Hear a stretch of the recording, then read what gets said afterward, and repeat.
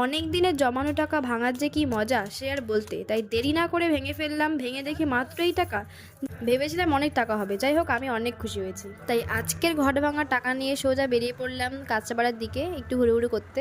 অবশ্য কাঁচরাপাড়া এসেছিলাম অন্য একটা কাজে, কাজটা শেষ করার পর যাবো আবার একটু রানী রাসমণি ঘাটে আর শহীদপল্লী ফুচকা খেতে। কাজটা হলো ঘরের জন্য একটা ফ্রিজ নেব। যাই হোক ফ্রিজ পছন্দ করে আমরা আবার চলে আসলাম সোজা রানী রাসমণি ঘাটে। আজ এসে দেখি মন্দিরে সন্ধ্যা আরতি শুরু হয়ে গেছে, তাই দেরি না করে সোজা চলে গেলাম মন্দিরের ভিতরে। মন্দিরের ভিতরে ফটো তোলা মানা ছিল বলে ফটো তুলতে আর পারলাম না। যাই হোক মন্দির থেকে বেরিয়ে চা নিয়ে চলে গেলাম সোজা গঙ্গার পাড়ে। সত্যি গঙ্গার পাড়ে আসলে যেন মনটা খুব হালকা হয়ে যায়। তারপর জল ফুচকা খেয়ে নিয়েছিলাম 1 প্লেট চিকেন ফুচকা। সত্যি এই চিকেন ফুচকাটা এত ভালো ছিল যে আর কিছু বলার নেই। তো আজকের মিনি ব্লগটা তোমাদের কেমন লেগেছে তোমরা কিন্তু অবশ্যই কমেন্টে আমাকে জানিও। আর ভালো লাগলে অবশ্যই লাইক কমেন্ট অ্যান্ড শেয়ার করে দিও। দেখা হচ্ছে নেক্সট মিনি ব্লগে। তো আজকের মতো tata guys, love you all.